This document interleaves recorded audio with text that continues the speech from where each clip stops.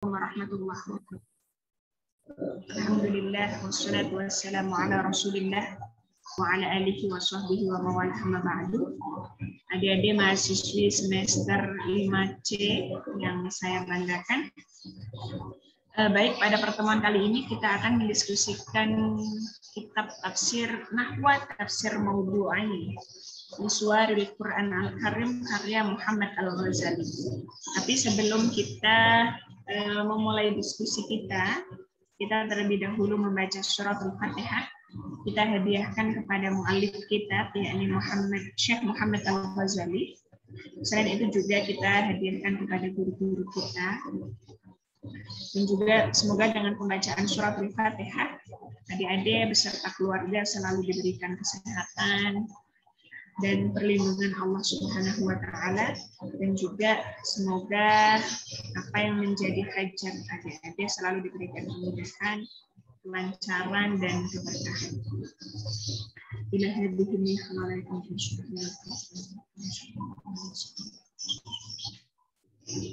Al-Fatihah. A'udzu billahi minasyaitonir rajim.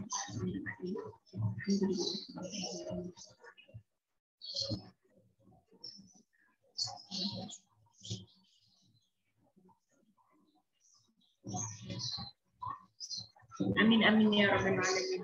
Baik, selanjutnya saya persilahkan kepada adik-adik, adakah hal-hal yang ingin ditanyakan?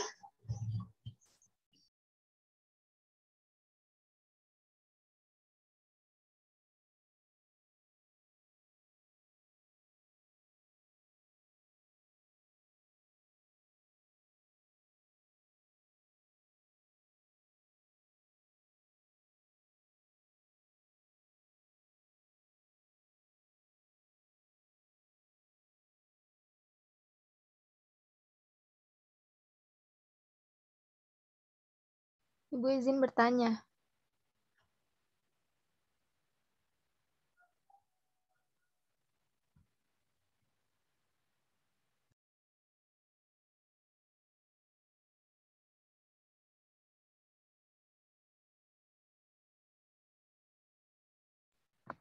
Ibu mau nanya. Oke, silahkan Latifah. Tadi kan di penjelasan Ibu menjelaskan bahwa tafsir karya Syekh Al-Ghazali ini kan Bu merupakan salah satu tafsir yang menggunakan metode tematik ya Bu. Sedangkan kebanyakan mufasir itu lebih banyak menggunakan metode tahlili ya Bu.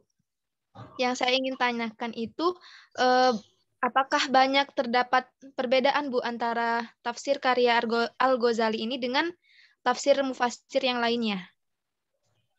Oke, perbedaannya ya. Iya, Bu. Terima kasih, Bu. Oke, terima kasih Latifah. Yang lain?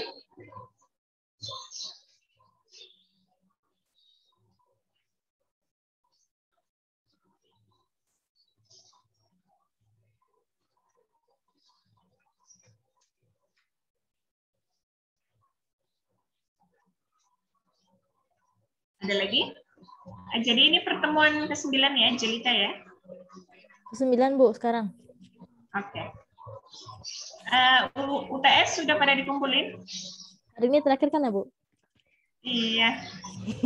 Jangan lupa ya. Bagian, iya, Bu. Siap, Bu. Ya, Bu, sudah. Sudah ya. Jadi biar nggak numpuk di belakang, adik-adik habis dengerin langsung dicatat gitu ya. Iya, Bu, baik. Jadi nggak kerja 2 kali. Mahasiswa power kepepet, Bu. Iya. Jadi nggak semua numpuk di belakang ya, semua UTS kan jadi begadang begitu kan. Tapi kalau sudah dicicil ketika mendengarkan itu dicatat. Misalnya nyatet di buku gitu ya, kan nanti tinggal difoto, dikirim kan bisa ya, tinggal digabungin. Baik, Bu. Jadi bekerja cepat. Oke, mungkin saya respon dulu Latifah ya, sambil menunggu pertanyaan yang lain.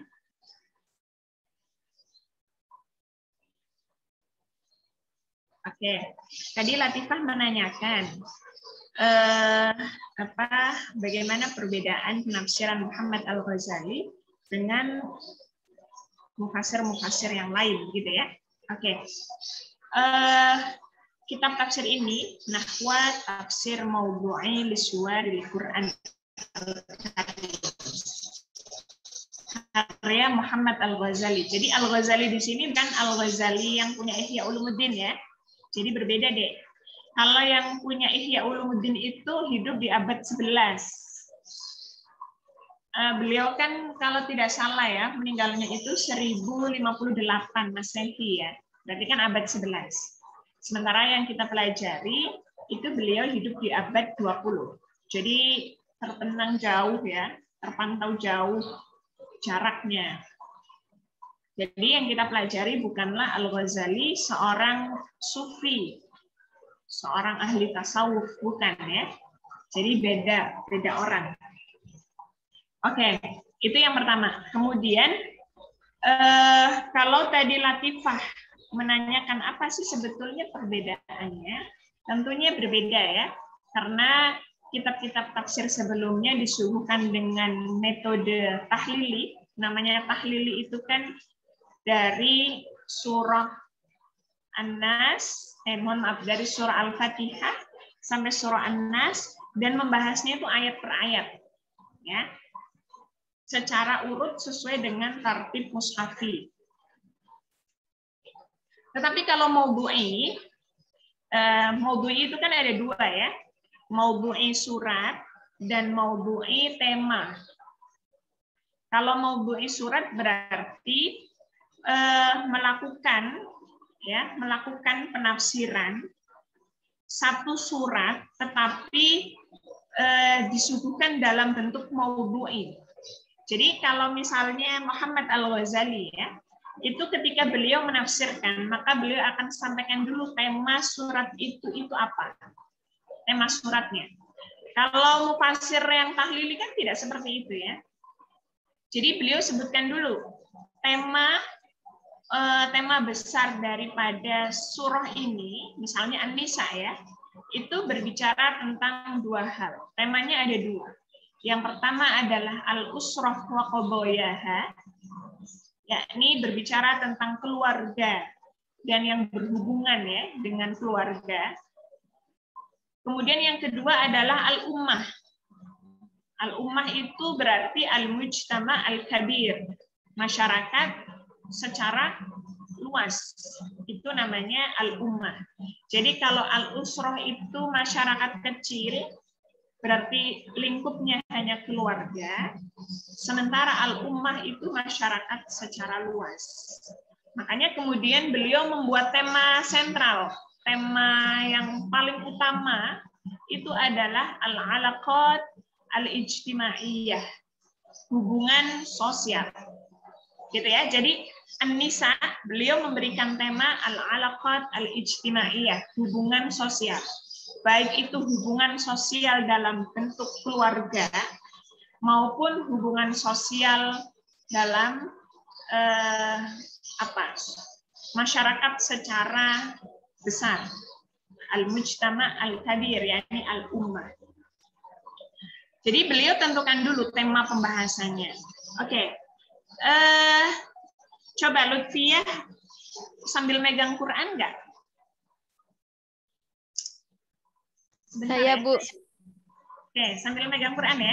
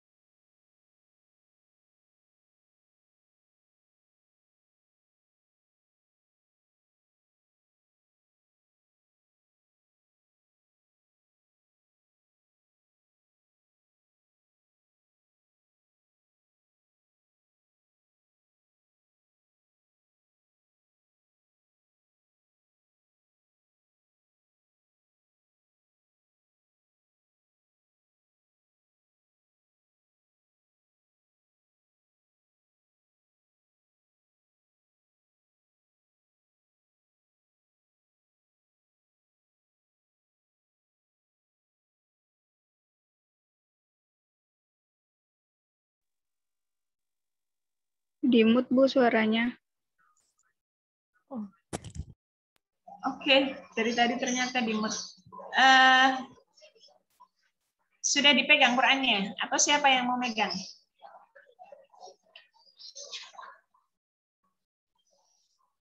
Ini ada, Bu. Udah. Oke, Latifah ya. Coba buka surah An-Nisa.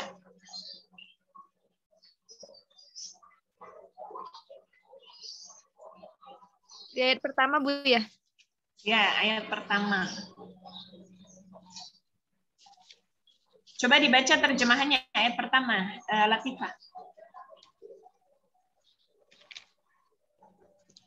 Ini terjemahannya, Bu. Yang pertama, wahai manusia, bertakwalah kepada Tuhanmu yang telah menciptakan kamu dari diri yang satu, itu Adam, dan Allah menciptakan pasangannya, Hawa, dari dirinya. Dan dari keduanya Allah memperkembangbiakkan laki-laki dan perempuan yang banyak. Bertakwalah kepada Allah yang dengan namanya kamu saling meminta. Dan peliharalah hubungan kekeluargaan, sesungguhnya Allah selalu menjaga dan mengawasimu. Yang pertama, Bu. Oke. Jadi Muhammad Al-Ghazali ketika menafsirkan surah An-Nisa, kemudian beliau sampaikan bahwa surah ini diawali dengan perintah bertakwa. Kan tadi diawali ya ayyuhan nasu taqu, ya. Kemudian juga setelah itu ada wattaqullah. Berarti kan perintah bertakwa ya. Jadi kata beliau, ayat ini, surah ini diawali dengan perintah bertakwa kepada Allah. Namanya bertakwa itu kan berarti melakukan apa yang diperintahkan Allah dan menjauhi larangannya, begitu ya, bertakwa. Jadi kata beliau, ayat ini, surah ini diawali dengan perintah bertakwa. Di sisi lain juga kata beliau, ayat ini juga menekankan menekankan kekuasaan Allah. Kan tadi alladzi khalaqakum min nafsin wahidah, di mana Allah menciptakan kamu dari diri yang satu gitu ya. Itu kan bentuk bagaimana kekuasaan Allah menciptakan kita semua. Makanya wajar ketika Allah meminta kepada kita untuk bertakwa, gitu ya. Jadi perintah yang pertama adalah perintah di ayat yang pertama adalah perintah bertakwa. Allah memerintahkan kepada kita untuk bertakwa. Oke, karena ini maudhu'i surat, ya. Kalau adik-adik baca tafsir maudhu', kalau adik-adik membaca ayat ya, membaca surat, itu kan terkesan loncat-loncat ya. Misalnya, ayat yang pertama kan ya ayyuhan nasu taqu rabbakum, perintah bertakwa. Tapi kemudian ayat yang kedua ngomongin anak yatim. Wa atul yatama. Ya, amwalahum wa la tadabbadalul khabitha bit-thayyib, berbicara tentang hak-hak anak yatim. Kemudian ayat berikutnya wa in khiftum alla tuqsitu fil yatama fankihu ma tabalakum, malah ngomongin poligami. Belum lagi nanti ayat berikutnya ada lirrijali nasibum mimma tarakal walidan, berbicara tentang waris. Jadi satu ayat pembahasan belum selesai pindah ke pembahasan yang lain. Begitu kan ya, kalau ditafsirkan sesuai dengan urutan ayat, urutan tartib mushafi. Nah, Muhammad Al-Ghazali ini ketika menafsirkan, karena beliau menyuguhkan dengan maudhu'i surat, beliau itu tidak urut ayatnya. Jadi ketika beliau habis menafsirkan ayat ke-1, kemudian beliau menafsirkan atau mengaitkan ayat ke-31. Coba Latifah ayat 31 baca terjemahannya.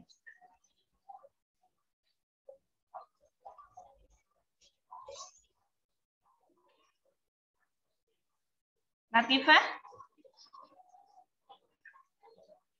Koneksi sepertinya ya? Iya Bu, dia gambarnya diem. Gambarnya diem. Oke, yaudah saya saja. Nah, kalau ayat ke-31, halo Latifah? Iya, Ibu tadi keluar. Oh, oke. Coba buka ayat 31. Ayat 31 ya, Bu? Ya. Terjemahannya, Bu. Ya, boleh. Ayat 31, jika kamu menjauhi dosa-dosa besar di antara dosa-dosa yang dilarang mengerjakannya, niscaya kami hapus kesalahan-kesalahanmu dan akan kami masukkan kamu ke tempat yang mulia, yaitu surga. Oke, jadi kan tadi saya sampaikan ya, ketika beliau menafsirkan ayat, itu memang tidak urut ya, tidak urut. Jadi apakah selalu tidak urut? Tidak juga ya, disesuaikan dengan kebutuhan tentunya ya. Jadi ayat pertama kan berbicara tentang perintah bertakwa. Namanya bertakwa berarti melakukan apa yang diperintahkan dan menjauhi apa yang dilarang. Kemudian beliau kaitkan kepada ayat 31 yang tadi sudah disampaikan sama Latifah bahwa kita itu diperintahkan untuk menghindari perbuatan-perbuatan dosa. Ya. Nah, ketika orang tersebut kok bisa menghindari perbuatan dosa, maka janji Allah apa? Wa nudkhilukum mudkhalan karina, bahwa Allah nanti akan memasukkan dia ke dalam surga. Itu janji untuk mereka yang bertakwa tentunya ya. Orang yang menghindari perbuatan yang dilarang Allah, maka akan dimasukkan ke dalam surga. Jadi habis ayat 1 itu beliau langsung loncat ke pembahasan ayat 31. Kemudian setelah membahas atau menjelaskan ayat 31, beliau kemudian mengaitkan lagi ke ayat yang lain. Coba Latifah buka 110. Ayat 110 An-Nisa.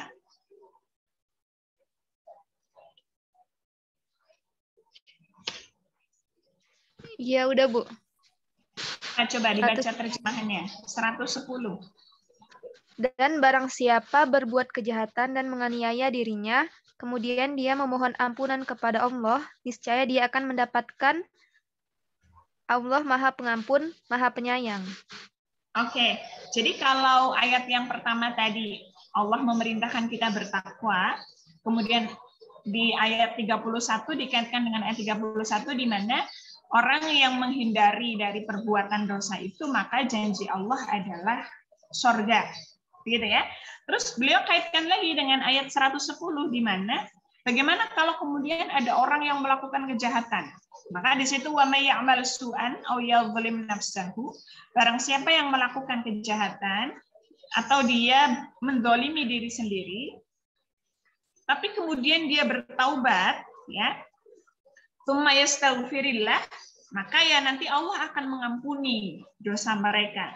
Kan di situ disebutkan Ghafurur Rahim ya, bahwa Allah itu Maha Pengampun lagi Maha Penyayang. Berarti kan masih berhubungan ya.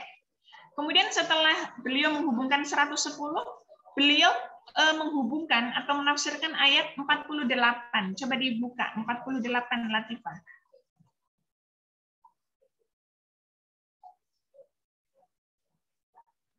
Ya, Bu. Ya. Di sini artinya sesungguhnya Allah tidak akan mengampuni dosa karena mempersekutukannya atau syirik, dan Dia mengampuni apa dosa yang selain syirik itu bagi siapa yang Dia kehendaki. Siapa yang mempersekutukan Allah, maka sungguh dia telah berbuat dosa yang besar. Oke. Jadi terlihat ya. Tadi kan di ayat yang pertama perintah bertakwa. Kemudian dikaitkan di ayat 31 di mana orang yang mau bertakwa dengan cara apa? Menghindari perbuatan dosa, maka dia janjinya adalah mendapatkan surga. Kemudian dikaitkan ke 110, bagaimana kalau orang itu melakukan perbuatan kejelekan? Nah, di situ dijawab di 110 bahwa ketika mereka melakukan hal-hal yang tidak baik, tapi kemudian mereka bertaubat, maka Allah Maha Pengampun. Tetapi kemudian dikaitkan lagi ke ayat 48, di mana ada satu dosa yang Allah itu tidak bisa mengampuni kesalahan itu. Tidak bisa mengampuni dosa tersebut. Apa itu? Adalah dosa syirik. Kira-kira begitu ya. Jadi karena memang mau beri surat ya, supaya pembahasannya itu saling berkesinambungan dan menjadi satu tema secara utuh gitu ya. Maka beliau terkadang ketika menafsirkan tidak urut ayat, tidak sesuai dengan urutan mushaf. Jadi disesuaikan dengan tema, begitu ya Latifah ya. Jadi kalau ditanyakan apa sih bedanya, Ya kalau yang mufasir yang kita pelajari sebelumnya, memang menafsirkannya sesuai dengan urutan ayat atau urutan tartib mushafi ya. Tetapi kalau Muhammad Al-Ghazali ini terkadang tidak urut sesuai dengan urutan mushaf Utsmani, karena memang disesuaikan dengan tema. Jadi ayat 1, kemudian menafsirkan ayat 31, kemudian menafsirkan ayat 110, kemudian mundur lagi menafsirkan ayat 48, dan seterusnya. Nah, setelah menafsirkan tentang takwa, ya, kemudian beliau sampaikan bahwa karena tadi kan beliau sampaikan ya, tema utama surah ini adalah al-usrah, keluarga, dan al-ummah, tentang umat. Nah, beliau sampaikan Muhammad Al-Ghazali mengawali pembahasan al-usrah, mengawali pembahasan tentang keluarga, itu mengawalinya dengan mengkaji tentang hak-hak mengkaji tentang hak-hak anak yatim. Kan ayat yang kedua kan wa'atul yatama ya. Wa'atul yatama amwalahum wa la tatabadalul khabitha bit-thayyib. Nah, ini urut ini. Setelah ini urut ya. Jadi mengkaji ayat kedua. Ayat kedua kan tentang hak-hak anak yatim. Kemudian nanti berlanjut ke ayat ketiga. Di situ juga sebetulnya dalam konteksnya ya masih mengkaji hak-hak anak yatim. Tetapi di situ ada penjelasan tentang poligami. Ya, fankihu ma qabalakum minan nisa matsna wa thulatha wa ruba'. Di situ beliau juga sampaikan ya bahwa syariat tentang poligami ini tidak kemudian mengurangi syariat Islam itu sendiri, karena memang poligami ini juga berlandaskan akad yang sah ya. Kemudian beliau juga mengaitkan ya bagaimana budaya Amerika di mana mereka bisa berhubungan secara bebas, tetapi kalau Islam itu dibingkai dengan akad yang sah. Jadi meskipun Islam membolehkan poligami, tetapi di sini juga ada syarat yang kuat ya, yang harus dilakukan oleh seorang suami, yakni wa in khiftum alla ta'dilu. Jadi harus berbuat adil. Karena kalau suami itu tidak bisa berbuat adil, maka ya jangan fawahidah ya, maka cukup satu saja. Kira-kira begitu. Jadi dibolehkannya poligami itu dengan syarat yang sangat kuat, yakni syarat harus berbuat adil. Kalau tidak bisa berbuat adil, maka ya jangan berani-berani poligami. Kira-kira begitu ya, karena ketika orang tersebut tidak bisa berbuat adil, maka itu bagian daripada zalim. Dan zalim ini tentunya kompensasinya ya dimasukkan ke dalam neraka. Kira-kira begitu ya. Nah, setelah itu beliau sampaikan selanjutnya, pembahasan keluarga selanjutnya adalah tentang waris. Ini kan masih urut ya. Lirijali nasibum mimma tarakal walidani wal aqrabun, terus ya, itu cukup banyak ya. Walakum yusikumullah fi auladikum, kemudian juga ada walakum nisfu ma taraka azwajukum, dan seterusnya. Jadi beliau menyampaikan bahwa di situ perempuan itu punya hak waris, di mana budaya sebelumnya itu perempuan tidak diberi hak yang sama dengan laki-laki, tetapi ketika Islam hadir itu perempuan diberikan hak, yakni hak mendapatkan waris. Itu bentuk bagaimana Al-Quran menghargai keberadaan perempuan. Itu beliau sampaikan seperti itu ya. Dan beliau juga mengutip hadis yang diriwayatkan oleh At-Tirmidzi, akmalul mu'minina imanan ahsanuhum khuluqan. Jadi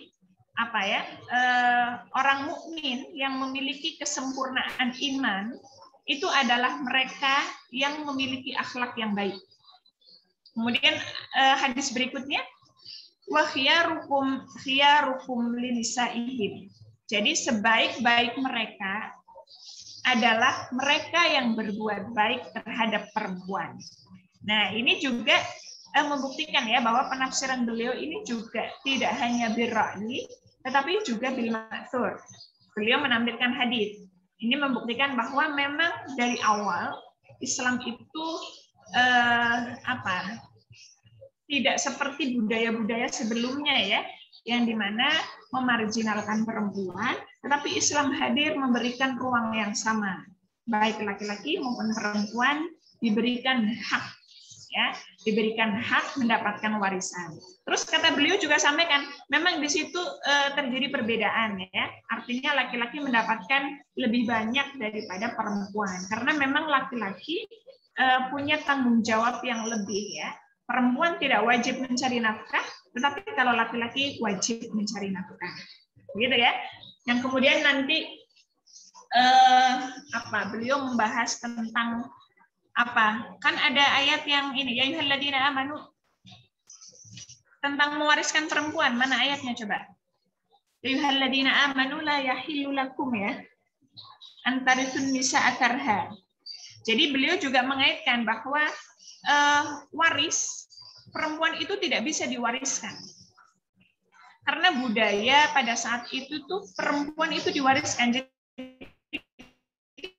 ketika suami meninggal, maka perempuan itu diwariskan kepada keluarganya. Artinya dia akan menjadi istri orang lain, kira-kira begitu ya, karena dia diwariskan. Nah, ini Islam hadir menolak tradisi itu ya, bahwa perempuan itu tidak diwariskan karena dia bukan objek, dia bukan barang ya, tapi yang diwariskan adalah hanya harta ya, bukan perempuan, dan seterusnya ya.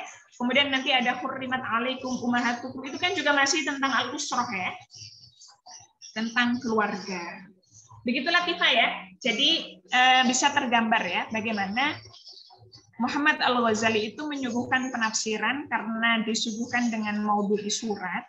Jadi beliau berusaha mengaitkan satu tema dengan tema yang lain, meskipun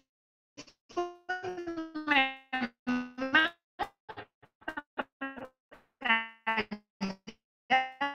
tidak urut surat. Begitulah Tifa. Ya Ibu. Oke. Ada lagi? Sama halnya ketika beliau menjelaskan surah Al-Kafirun ya. Itu kan beliau tidak menjelaskan kata per kata ya, tetapi beliau hanya menyampaikan bahwa ayat ini Qul ya ayyuhal kafirun la a'budu ma ta'budun, itu sama halnya dengan surah Al-Baqarah. Wala in ataital ladzina utul kitab, dan seterusnya ya. Jadi beliau sampaikan bahwa keragaman itu adalah hal yang niscaya ya. Jadi adik-adik tidak bisa memaksakan orang itu punya pendapat yang sama dengan kalian. Itu tidak bisa. Tidak bisa ya. Di Al-Quran pun juga menyampaikan itu ya, bahwa tidak mungkin Allah itu menjadikan manusia yang ada di dunia ini menjadi umat yang satu. Itu tidak bisa. Karena memang keragaman itu hal yang niscaya, dan kita tidak bisa memaksakan orang lain punya keyakinan yang sama. Tentunya sikap kita adalah menghargai keragaman itu. Kan begitu ya? Jadi beliau itu lebih kepada menggali kandungan daripada surah tersebut ya. Tidak kemudian menjelaskan kata per kata, ayat per ayat, tetapi inti daripada surah itu apa? Itu digali. Makanya surah Al-Kafirun kan hanya satu lembar ya.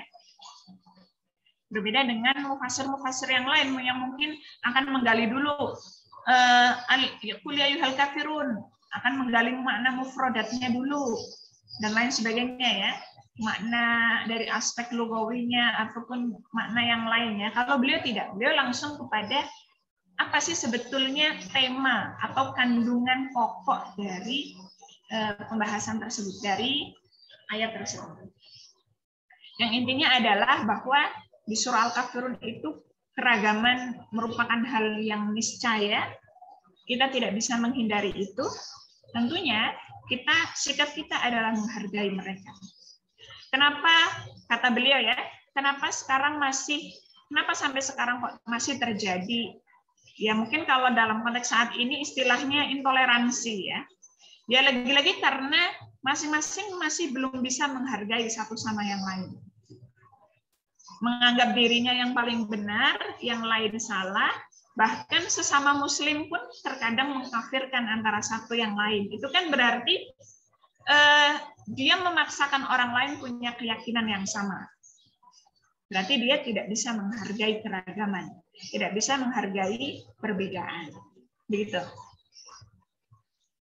Ketika membaca surah An-Nasr juga sama ya. Jadi menggali kandungan yang ada di surah An-Nasr. Tidak kemudian menafsirkan kata per kata.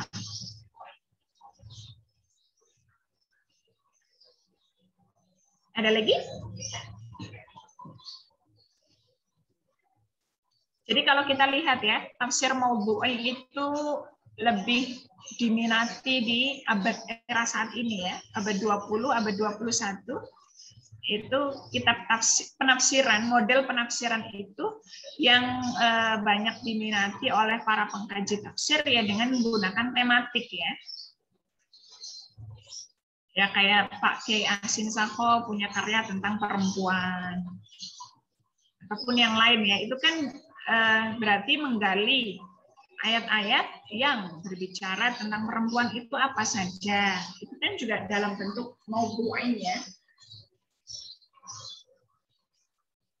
Sebetulnya pencetus tafsir maudhu'i, kalau adik-adik baca karyanya Pak Quraish Shihab, beliau menyampaikan pencetus untuk tafsir maudhu'i surat itu adalah Mahmud Shaltut. Ya, Mahmud Shaltut. Dengan karyanya At-Tafsir Al-Qur'an Al-Karim ya. Kemudian itu tahun 1960.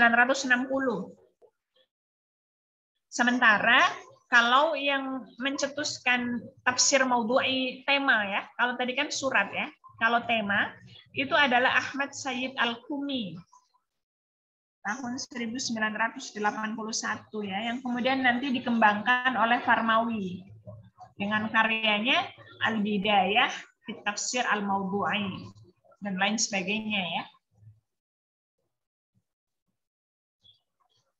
Jadi sebetulnya Muhammad Al-Ghazali ini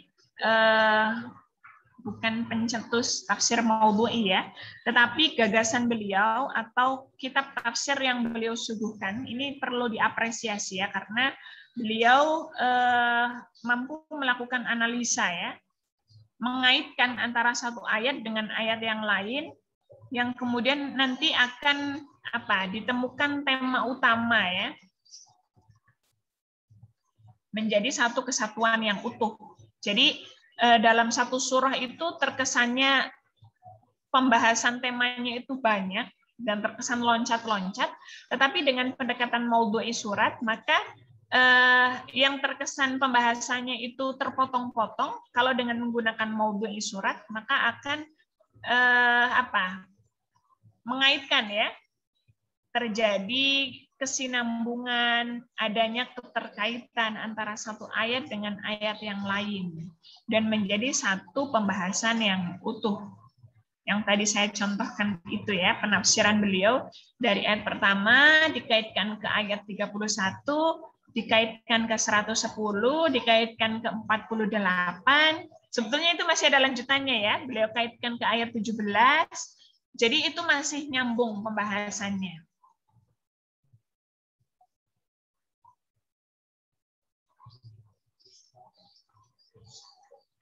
Ada yang mau ditanyakan?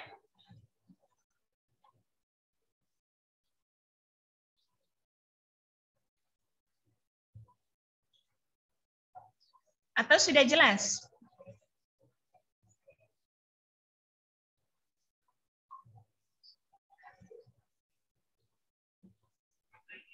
Sudah Bu, insya Allah.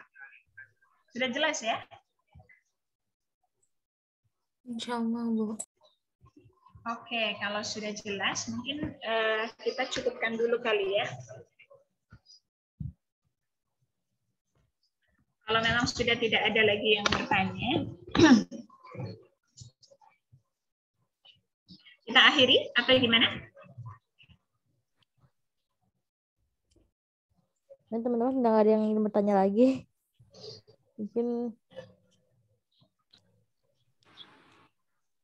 Kenapa Jelita?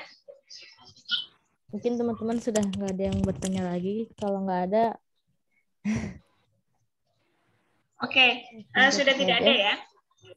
Iya, Bu. Iya, Kak.